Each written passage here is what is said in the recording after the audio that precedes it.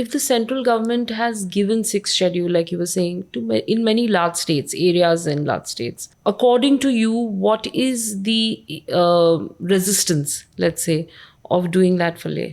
One of the things that they may fear is a lot of other people may start demanding it. And maybe they are planning something to do across the country, which this may hinder.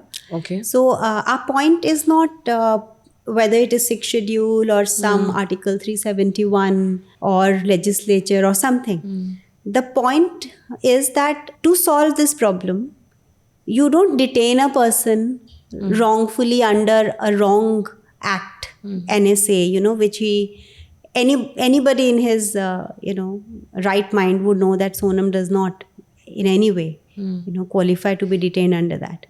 So the point is there can be a dialogue and a discussion to solve this.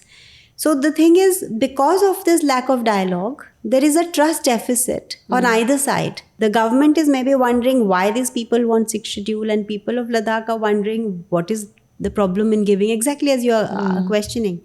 And there has never been a platform where this is openly discussed and debated, which should be in a democracy, As I'm sure both the people of Ladakh are extremely patriotic and nationalist, and I'm sure that the party at the center is extremely patriotic and nationalist. So neither of them are asking for anything which is against the national interest. The problem is in the lack of transparency. Using of force and power and using the entire machinery that is at your disposal, to first witch hunt somebody for the last 1 year, then to character assassinate somebody, using your IT cell, all kinds of wrong things that were being spoken about him as a agent of Pakistan or China. There was a character assassination, which is not a good thing at all. And now finally detention, and it's been 60 days.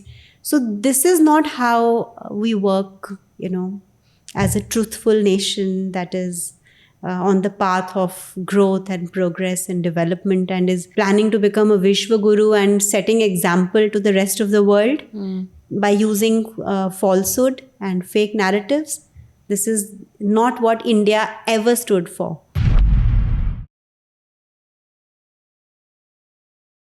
Don't forget to subscribe and follow us.